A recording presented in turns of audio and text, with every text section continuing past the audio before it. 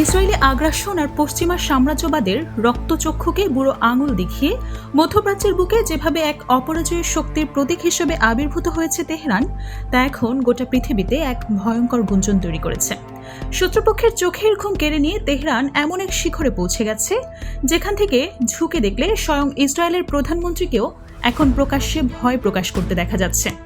পশ্চিমা সাম্রাজ্যবাদ আর ইসরায়েলি আগ্রাসনের রক্তচক্ষুকে একেবারেই তোয়াক্কা না করে মধ্যপ্রাচ্যে এক অপরাজয়ী শক্তির প্রতীক হিসেবে আবির্ভূত হয়েছে ইরান। ওয়াশিংটন আর তেল আবিবের ঘুম একেবারে উড়িয়ে দিয়ে তেহরান তার সামরিক ও কৌশলগত সক্ষমতাকে এমন এক শিখরে নিয়ে গেছে, যেখানে দাঁড়িয়ে স্বয়ং ইসরায়েল প্রধানমন্ত্রী বেনিয়ামিন নেতানিয়াহুকেও এখন প্রকাশ্যে ভীতি প্রকাশ করতে হচ্ছে।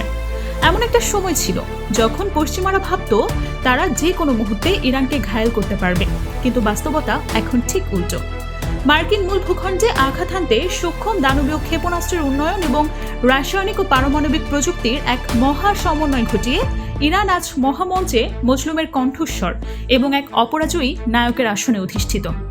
তেল আবিব ওয়াশিংটনের যৌথ আগ্রাসনের মুখেও ইরানের পারমাণবিক ও সামরিক অবকাঠামো যেভাবে অক্ষত রয়েছে, তা তেহরানের প্রতিরক্ষা বুদ্ধি ও বৈজ্ঞানিক শ্রেষ্ঠত্বের এক অনন্য প্রমাণ। কেউ যেন ভাবতেও পারছে না কিভাবে এতগুলো হামলা আর নিষেধাজ্ঞা এড়িয়ে ইরান এত দূর এগিয়ে গেল। এমন এক সময় ছিল যখন পশ্চিমা বিশ্ব ভাবত নিষেধাজ্ঞা আর গোপন হামলার মাধ্যমে ইরানকে নিয়ন্ত্রণ করা সম্ভব, কিন্তু ইসরায়েলি সংবাদ মাধ্যম দ্য জেরুজালেম পোস্টের প্রতিবেদন অনুযায়ী নেতানিয়াহু নিজেই স্বীকার করতে বাধ্য হয়েছেন যে ইরানের কাছে এমন বিশেষ ও শক্তিশালী অস্ত্র রয়েছে যা পুরো পশ্চিমা বিশ্বের জন্য মহাবিপদ সংকেত। খোদ ইসরায়েলের প্রধানমন্ত্রীর মুখে এমন স্বীকারোক্তি ভাবায় যে অবস্থা কতটা ভয়াবহ। এতদিন কেবল পারমাণবিক সক্ষমতার ধোঁয়া তুলে ইরানের উপর নিষেধাজ্ঞার হামলার ছক কষা হলেও এখন খোদ মার্কিন নাগরিকদের সুরক্ষার অজুহাতে ট্রাম্প প্রশাসনের নীতিকে ঢাল বানানোর চেষ্টা করছে হোয়াইট হাউস এবং ইসরায়েল। কিন্তু ইরানের অদম্য অগ্রযাত্রার সামনে এসবই এখন ব্যর্থ প্রলাপ মাত্র। পশ্চিমারা বারবার নতুন কৌশলে আসলেও ইরানের অগ্রগতি থামাতে পারছে না, বরং তাদের এই প্রলাপগুলোই এখন আন্তর্জাতিক মহলে নিন্দিত হচ্ছে।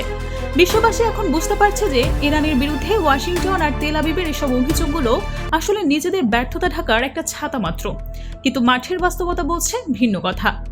ইরানের এই বীরত্বপূর্ণ সামরিক উত্থানের সবচেয়ে বড় প্রমাণ মিলেছে ভারত মহাসাগরে। পশ্চিমাদের অন্যতম সুরক্ষিত সামরিক খাঁড়ি দিয়াগো গার্সিয়া, যা তেহরান থেকে প্রায় 4000 কিলোমিটার দূরে অবস্থিত। সেখানে নিখুঁত নিশানায় ইরান বুঝিয়ে দিয়েছে যে তাদের ক্ষেপণাস্ত্রের হাত কত দীর্ঘ। ভারত মহাসাগরের ওই নীল জলরাশিতে যখন ইরানের ক্ষেপণাস্ত্রটি এসে পড়ে, তখন পুরো পশ্চিমা গোয়েন্দা মহলে যেন হাড়হিম গলে গেছে। এতদিন পশ্চিমা গোয়েন্দারা ইরানের ক্ষেপণাস্ত্রের পরিধি 2500 কিলোমিটারের মধ্যে সীমাবদ্ধ মনে করলেও ভারত মহাসাগরের এই সফল অভিযান তাদের সেই ভুল ভেঙে দিয়েছে। লন্ডন ভিত্তিক think tank royal United services ইনস্টিটিউটের সামরিক বিশ্লেষকদের মতে ইরান তার নিজস্ব মহাকাশ কর্মসূচির আড়ালে এমন রকেট ও ব্যালিস্টিক ক্ষেপণাস্ত্র তৈরি করে ফেলেছে যা অনায়াসেই মহাদেশীয় দূরত্ব অতিক্রম করতে পারবে। এমন এক পরিস্থিতিতে পশ্চিমা গোয়েন্দা সংস্থাগুলো এখন নতুন করে হিসাব মেলাতে বাধ্য হচ্ছে। তারা রাতের ঘুম হারাম করে নতুন করে ইরানের সামরিক শক্তি নিয়ে মাথা ঘামাচ্ছে, কারণ তাদের আগের সব হিসাব নিকাশ এখন একেবারে ভুল প্রমাণিত হয়েছে। মূলত মার্কিন আগ্রাসনের জবাব দিতে এবং মধ্যপ্রাচ্যের শক্তির ভারসাম্য বজায় রাখতেই ইরান তার এই প্রতিরক্ষামূলক সক্ষমতা বহুগুণে বাড়িয়ে নিয়েছে। নেতানিয়াহু দাবি করেছেন ইরান আমেরিকায় পৌঁছানোর মতো দূরপাল্লার মিসাইল তৈরি করেছে এবং তাতে বিশেষ প্রযুক্তির ওয়্যারহেড যুক্ত করার প্রস্তুতি নিচ্ছে। এই দাবি প্রমাণ করে যে আমেরিকার দাদাগিরি নস্যাৎ করার মতো একক সক্ষমতা এখন কেবল তেহরানেই রয়েছে। আর এই কথাটা সবচেয়ে বেশি কেঁদে উঠছে হোয়াইট হাউসে। ইহুদিবাদী শাসক গোষ্ঠী ইরানের বিজ্ঞানীদের হত্যা করে বা তাদের পারমাণবিক কেন্দ্রে চোরাগোস্তা হামলা চালিয়ে যে তেহরানকে দমাতে পারেনি, তা এখন খুদ পশ্চিমা সামরিক বিশ্লেষকদের আলোচনাতে স্পষ্ট। ইরানের খাতাম আল আনবিয়া সেন্ট্রাল কমান্ডের সুদৃঢ় নেতৃত্ব এবং ইসলামিক রেভলিউশনারি গার্ড কর্পসের অকুতোভয় মনোভাবের কারণেই মধ্যপ্রাচ্যের ভূরাজনীতিতে ওয়াশিংটনের একাধিপত্য ধুলোয় মিশে গেছে। এমন এক পরিস্থিতি যেখানে ইরানকে আর পেছনে ঠেলা যাচ্ছে না, বরং তারা নিজেরাই এখন মূল খেলার নিয়ম তৈরি করছে। নিজেদের সার্বভৌমত্ব রক্ষা এবং যে কোনো সম্ভাব্য সামরিক বা রাজনৈতিক চ্যালেঞ্জ মোকাবেলার সক্ষমতা বাড়ানোর লক্ষ্যে ইরান গত কয়েক দশক ধরে ধারাবাহিকভাবে প্রতিরক্ষা খাতে বিনিয়োগ করে আসছে। আন্তর্জাতিক নিষেধাজ্ঞা, কূটনৈতিক চাপ এবং আঞ্চলিক উত্তেজনার মধ্যেও দেশটির নিজস্ব ক্ষেপণাস্ত্র কর্মসূচি, ড্রোন প্রযুক্তি, আকাশ প্রতিরক্ষা ব্যবস্থা এবং নৌ সক্ষমতা উন্নয়নের উপর বিশেষ গুরুত্ব দিয়েছে। ইরানি নেতৃত্ব বারবার দাবি করেছে তাদের এই সামরিক প্রস্তুতির মূল উদ্দেশ্য হল দেশের নিরাপত্তা নিশ্চিত করা এবং বাইরের যে কোনো হুমকির বিরুদ্ধে কার্যকর প্রতিরোধ গড়ে তোলা। বিশেষ করে পারস্য উপসাগর, হরমুজ প্রণালী এবং মধ্যপ্রাচ্যের কৌশলগত অঞ্চলগুলোকে কেন্দ্র করে যে নিরাপত্তা প্রতিযোগিতা চলছে, সেখানে নিজেদের অবস্থান আরও শক্তিশালী করার চেষ্টা করছে তেহরান। বিশ্লেষকদের মতে এই দীর্ঘমেয়াদী সামরিক এবং কৌশলগত প্রস্তুতির কারণেই ইরান আজ অনেক বেশি আত্মবিশ্বাসী অবস্থানে রয়েছে। তবে একই সঙ্গে পশ্চিমা দেশগুলো ও তাদের মিত্ররা ইরানের সামরিক কর্মসূচি নিয়ে উদ্বেগ প্রকাশ করে আসছে এবং এটিকে আঞ্চলিক স্থিতিশীলতার জন্য একটা বড় চ্যালেঞ্জ হিসেবে দেখছে। ফলে দেখা যাচ্ছে একদিকে যেমন ইরান নিজেকে আত্মরক্ষার জন্য প্রস্তুত বলছে, অন্যদিকে আন্তর্জাতিক মহলে এই প্রস্তুতিকে ঘিরে বিতর্ক অব্যাহত রয়েছে। এই অবস্থানের কারণে দেশটির প্রতিরক্ষা নীতি এখন আন্তর্জাতিক কূটনীতি ও নিরাপত্তা বিশ্লেষণের অন্যতম গুরুত্বপূর্ণ আলোচ্য বিষয়ে সত্যিকার অর্থেই পরিণত হয়েছে। অনেক পর্যবেক্ষকের মতে ইরানের শক্তি কেবল তার সামরিক অস্ত্র ভাণ্ডারে না, বরং দীর্ঘমেয়াদী কৌশলগত পরিকল্পনা, প্রযুক্তিগত উন্নয়ন এবং রাজনৈতিক দৃঢ়তার সমন্বয় নিহিত।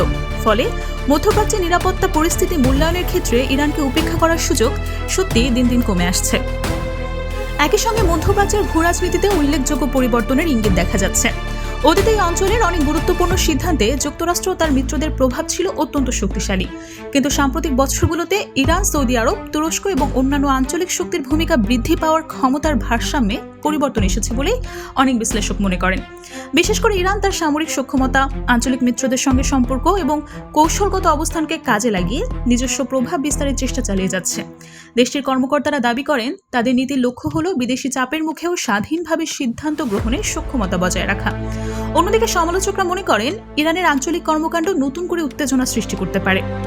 ফলে বাস্তবতা হলো মধ্যপ্রাচ্যের ভবিষ্যৎ এখন একক কোনো দেশের হাতে নির্ভর করছে এমনটা বলা কঠিন। সামরিক সক্ষমতা বৃদ্ধি, প্রযুক্তিগত উন্নয়ন এবং কৌশলগত পরিকল্পনার মাধ্যমে দেশটি আন্তর্জাতিক অঙ্গনে নিজের অবস্থান আরও দৃশ্যমান করেছে। এই কারণে তেহরানকে ঘিরে প্রতিটি পদক্ষেপ এখন শুধু মধ্যপ্রাচ্য না, বরং বিশ্ব কূটনীতিতেও নিবিড়ভাবে পর্যবেক্ষণ করা হয়। আগামী দিনে এই অঞ্চলের নিরাপত্তা পরিস্থিতি কোন দিকে যাবে তা অনেকাংশে নির্ভর করবে সংশ্লিষ্ট সব পক্ষের কূটনৈতিক সিদ্ধান্ত, সংযম এবং পারস্পরিক সম্পর্কের উপরে।